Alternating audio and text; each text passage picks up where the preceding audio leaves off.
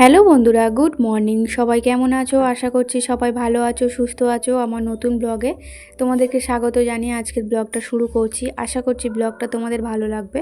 তো এখন আর সকাল নেই, অনেকটা বেলা হয়ে গেছে, প্রায় 9টার মতো বাজে। এই যে মেয়ের জন্য একটু দুধ গরম করে দিলাম। দুধটা হচ্ছে কালকের, একদিন হয়ে গেছে, তাই দুধটা নষ্ট হয়ে যাবে। তো মেয়েকে বললাম খেয়ে নিতে, আমরা তো আর থাকবো না। তা বিকালে যাবো হচ্ছে বাপের বাড়ি, তাই দুধটা একটু গরম করে দিলাম মেয়েকে। আর আজকে এই যে বৃহস্পতিবার, ঠাকুরের আসনটা সুন্দর করে সাজিয়ে পুজো করে নিলাম। তো আজকে থেকে আর যেহেতু পূর্ণিমা পড়ে গেছে, তাই আজকে থেকেই ঠাকুরকে একটু মঠ পুট কড়াই দিয়ে পুজো দিলাম। কালকে যেহেতু আমি থাকবো না বাপের বাড়ি, আজকে বিকালবেলা চলে যাব, তাই আজকেই দিয়ে দিলাম। কালকে তো আমার হাজব্যান্ডও থাকবে না, আজকে আমার সঙ্গেই চলে যাবে। ও আবার চলে আসবে, মানে হোলির পরের দিনকে আবার চলে আসবে, মানে ওই শনিবারে সকালের দিকে চলে আসবে, আবার কাজ করে আবার পরে যাবে। আমি একদম টানা ছুটি নিয়ে আজকে চললাম বাপের বাড়ি। তো এরকমভাবে কোনো দিন থাকি না বলতে আগে থাকতাম, এখন আর থাকা হয় না। এখন সকালে গেলে বিকালে চলে আসি। তো এবারে একদম সংসার থেকে কি বলবো, লম্বা ছুটি নিয়ে যাব বাপের বাড়ি। পুজো করে নিলাম, নিয়ে এই যে শাড়িটা এখন ভাঁজ করে রেখে দেবো। আর সকালের কাজকর্ম তো আমাদের সঙ্গে কিছু শেয়ার করা হয়নি। আসলে কি বলো তো, একদম খেয়াল ছিল না ব্লগটা স্টার্ট করব বলে। আর আজকে হয়তো তোমাদের একটু অসুবিধা হবে, কারণ আশপাশ থেকে একটু আওয়াজ আসছে। কারণ কি বলো তো, আমি এখন আছি বাপের বাড়ি, আর বাপের বাড়িতে থাকলে জানো আমার ভয়েস দেওয়া খুব সমস্যা হয়। অনেক কষ্ট করে ঠাকুমার ঘরে এসে ভয়েসটা দিচ্ছি। তো আমাদের ঘরের মধ্যে হচ্ছে মাইক বাজছে পেছনে, তো সব মানে কি বলবো, আমার কথা শোনাই যাচ্ছে না, তাই ঠাকুমার ঘরে এসে ভয়েসটা দিচ্ছি। তো ঠাকুমাও এদিকে সংসারের কাজ করছে টুকটাক, তাই আওয়াজটা আসছে। তো তোমরা আজকের দিনটা ম্যানেজ করে নিও। তো পরের বারে চেষ্টা করবো একটু ভালোভাবে ভয়েসটা দেওয়ার। তো ভয়েস আমি ভালোভাবে দিচ্ছি, কিন্তু আশপাশ থেকে ওই যে আওয়াজ আসছে। তো আমাদের ছাদে উঠেছিলাম ভয়েস দেওয়ার জন্য, কিন্তু ছাদেতে আরও বেশি আওয়াজ আসছে, মানে গান বাজছে। তাই ঘরের মধ্যে, ফাঁকা ঘরের মধ্যে এসে ভয়েসটা দিচ্ছি, কিন্তু ঠাকুমা কাজ করছে বলে একটু আওয়াজ আসছে। ওইদিকে চান টান করে পুজো তো করে নিয়েছিলাম, কিন্তু ওই যে মুখে ক্রিম টিম কিছু মাখা হয় না, এখন মেখে নিলাম। মেয়েকে স্কুলে পাঠিয়ে দিলাম, সোমবার ছুটি হবে, তাই জন্য আজকে দিনটা পাঠিয়ে দিলাম। হাজব্যান্ড দিয়ে এলো, আর আনতে যেতে মনে হচ্ছে আমাকেই হবে, কারণ হাজব্যান্ডের কাজের চাপ আছে। আর আজকে রান্না বান্না বলতেও সেরকম কিছু নেই। নেই বলতে একবেলা রান্না করবো। আর আমার হাজব্যান্ডের শরীরটা একদম ভালো না, তাই বললো একদম সিম্পল খাবার খাবে, মানে আলু সেদ্ধ ভাত খাবে। মেয়ে খেয়ে চলে গেছে আলু সেদ্ধ ভাত, ডিম সেদ্ধ, ডাল সেদ্ধ। আর আমার জন্য এখন বানাচ্ছি সকালের টিফিন। ও তো সকালে ভাতেই খেয়ে যায়, এসে হয়তো একটু আলু সেদ্ধ দিয়ে মুড়ি খাবে। আর একটার মতো পরোটার মানে ছিল, তো সেটা দিয়েই আজকে টিফিনটা করে নেব। আর হচ্ছে হাজব্যান্ড কিছু খেয়ে যায়নি, ও দোকানে খেয়ে নেবে বলেছে, যদি খিদে পায় দোকানে খেয়ে নেবে। কালকে কি হয়েছিল বলো তো, রাত্রিরে সিঙ্গাড়া এনেছিল, তো ওই সিঙ্গাড়াটা খেয়ে আমাদের সবারই মানে কি বলবো, পেটের একটু সমস্যা হচ্ছিলো, গণ্ডগোল হচ্ছিলো। তো হাজব্যান্ডের হজম হয় না, তাই আজকে সকালে টিফিন খেয়ে যায়নি। তো বললো বেলায় যদি খিদে পায় খেয়ে নেবো। আর কালকে এই যে রাত্রিরে ঘুগনি করেছিলাম, তার কিছুটা ছিল, সেটা দিয়েই আজকে সকালে টিফিনটা করব। রান্নাটা তো আমার হয়ে গেছে, এখন আর কিছু রান্নার ঝামেলা নেই, এখন শুধু রেস্ট নেব। কাজকর্ম কিছু নেই সেরকম, রেস্ট নেব। আর একটু মানে রোদ্দুর পড়লে বিকালের দিকে বেরোবো, বিকালের দিকে বেরোবো বলে। আর দেখো আমার সন্ধে হয়ে গেছে বেরোতে বেরোতে, কারণ হাজব্যান্ড কাজ থেকে এসেছে অনেকটা রাত্রি, মানে সন্ধ্যের বেলা 5টার সময় এসেছে। মেয়ে পড়তে গিয়েছিল, মেয়ে পড়াশোনা করে আসতে, তারপরে হচ্ছে রেডি হতে, ব্যাগ গোছাতে গোছাতে অনেকটা সন্ধে হয়ে গেছে। তো হাজব্যান্ড আর মেয়ে ওরা গাড়ি করে গেছে, মানে বাইক নিয়ে গেছে আমার হাজব্যান্ড, ওর সঙ্গে পাঠিয়ে দিয়েছি, কারণ সন্ধেবেলা বাসে প্রচুর ভিড় হয়, ও আসতে পারবে না আমার সঙ্গে। আমি আর পিসিমণির মেয়ে একসঙ্গে এলাম। এখন এই যে বাস থেকে নেমে ধুলোর বাঁধে বসে আছি।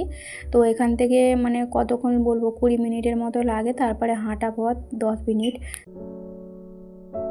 আর এদিকে হোলির জন্য অনুষ্ঠান হচ্ছে, মানে আমাদের পাড়া না, পাড়া থেকে অনেকটা দূরে। তো হোলিতে এদিকে হরিনাম হয়, তারপরে হচ্ছে হোলির দিনকে কি বলে ওটাকে, ধুলোট হয় হরিনামে।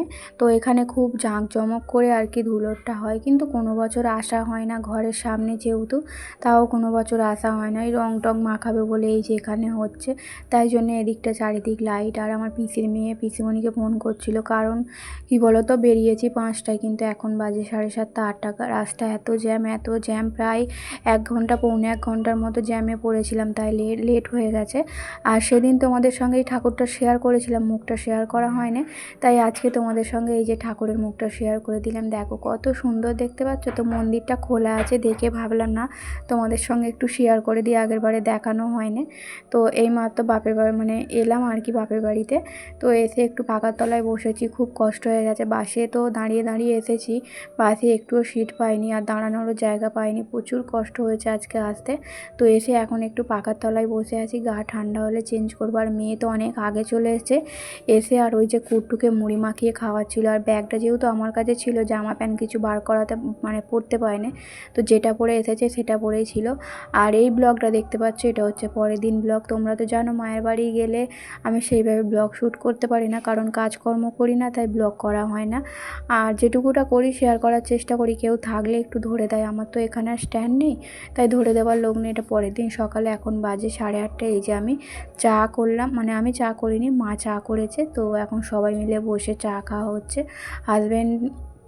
হাজব্যান্ড উঠেছে, উঠে ও চা খেয়ে মানে বিছানায় বসে বসে ফোন দেখছে, আর আমি এইদিকে হচ্ছে চা খাচ্ছি। আর আজকে সকালে টিফিন বলতে ওই যে বাপি বাজারে গিয়েছিল, মাংস এনেছে, তেলে ভাজা এনেছে, তো ওটা দিয়েই আজকে সকালে চাটবাট করে আর কি মুড়ি খাওয়াবে। চাট বলতে ওই শসা কুচোনো, গাজর কুচোনো, বিট এগুলো দিয়ে মা চাট করে দেবে, তো ওই দিয়ে সকালে মুড়িটা খেয়ে নেব। আর আমার মেয়ে তো মানে কি বলবো, রং খেলার জন্য মাথা খারাপ করে দিচ্ছিল। সকাল 8টা বাজতে যায় না, 8টার সময় যখন চা খাচ্ছিলাম তখনই বলছিল, মা আমাকে রং বার করে দাও। দেখো সকাল থেকে যদি ভিজে গায়ে দুপুর পর্যন্ত থাকে, শরীর তো খারাপ হবেই বলো। তো এদিকে কি রান্না হয়েছে না হয়েছে তোমাদের সবার আগে বলে দিই। এদিকে বেগুন ভাজা, পটল ভাজা আছে, আর উচ্ছে আলু ভাজা করব। আর এদিকে হচ্ছে মাংস আছে, আর চাটনি করা আছে। তো এই হচ্ছে আজকে দুপুরের মেনু। আর মা প্রথমে বলেছিল ডিম রান্না করবে, কিন্তু আমার হাজব্যান্ড বলছে না, আজকের দিনে ডিম খাবো, সবার ঘরে মাংস হচ্ছে, তাই মাংস নিয়ে চলে এসেছে। আমার হাজব্যান্ডই বাজার করেছে। আর এখন এই যে দেখো, এখন বাজে ওই দুপুরবেলা, আমাদের খাওয়া দাওয়া হয়ে গেছে। খাওয়া দাওয়াটা তোমাদের সঙ্গে শেয়ার করা হয়নি। আসলে এখানে এলে আমি সবটা ভুলেই যাই, আমার একদম খেয়াল থাকে না ভিডিও অন করার কথা। খাওয়া দাওয়া করে নিয়ে আর বিছানায় বসে আছি, চান টান করেছি, চুল শুকনো হয় না এখনও। আর ওরা হচ্ছে মেকআপ করছে, তো কয়েকটা ফটো তুলবে আর ভিডিও বানাবে। আমার মেয়ে আর কি, তো প্রতিবারে ওই যে পিসির মেয়ে সাজিয়ে দেয়, ওই আর কি ভিডিও করে, ফটো তুলে দেয়। আর আমার মেয়ে তো সাজতে খুব ভালোবাসে, ওকে সাজালেও চুপ করে সাজে। আর মা হচ্ছে গাছ থেকে পেয়ারা পেরে এনেছে, তো ওটাই এখন সবাই মিলে কেটে মা বিট লবণ মাখিয়ে দিল, তো ওটাই খাওয়া হচ্ছে। তারপর হচ্ছে শশা মাখা খেয়েছি। তো বিকেলবেলা এরকম মানে কি বলবো, একটু ফল মানে বিট লবণ মাখিয়ে খেতে বেশ ভালোই লাগে। আমাদের কুটু আজকে ঘুমোয়নি। আর এটা হচ্ছে আমাদের মনসাতলার মন্দির। এখন কটা বাজে জানো? এখন বাজে রাত্রি 9:30। ভিডিও আপলোড করতে এসেছি, তো আমাদের ঘরে মায়েদের ওখানে একদম নেট থাকে না, তাই এত রাত্রিরে মাঠের ধারে এসেছি আমি ভিডিও আপলোড করতে। তো ভাইকেও বসিয়ে রেখেছি যতক্ষণ না ভিডিওটা আপলোড হচ্ছে। দেখো আমি এতজনকে নিয়ে এসেছি, এখন পুরো বাঁধ ফাঁকা, মাঠের ধার পুরো ফাঁকা, কেউ নেই, অন্ধকার চারিদিক। তো একা আসতে ভয় লাগছিলো, তাই 5-6 জনকে নিয়ে এসেছি, নিয়ে ভিডিওটা আপলোড করে এসে বাড়ি এসে খেলাম। খেয়ে আর এই যে এখন মা বিছানা করছে। আর মায়েদের তো একটাই পাখা ঘরে, আর স্ট্যান্ড ফ্যান নেই, খুব সমস্যা হয় গরমকালে এলে না, খুব কষ্ট হয়। আর আজকে থেকে তো ভালো মতোই গরম পড়ে গেছে, মানে কি বলবো, অতিরিক্ত গরম পড়ে গেছে আজকে থেকে। আর এই একটা পাখাতে হয় না, মা আরে ছাদে বিছানা করেছে, আর আমাদের বিছানায় নিচেটা করে দিচ্ছে। আর মেয়ে হচ্ছে আমার পিসির মেয়ে, আর আমার মেয়ে হচ্ছে ওপরে শুয়েছে। আর আমি আমার হাজব্যান্ড এই মেঝেটাই শোবো, তার জন্যে মা সুন্দর করে বিছানা করে দিচ্ছে। তো মা আরেও ওপরে ভালো করেই বিছানা করেছে, যেহেতু পাখার অভাব, তাই মা আরে ছাদে বিছানা করেছে। কিন্তু ছাদে আমার হাজব্যান্ড শুতে চায় না, তাই আমাদের এই গরমের মধ্যেই নিচে শুতে হবে। তো চলো আজকের ব্লগটা এই পর্যন্তই, টাটা।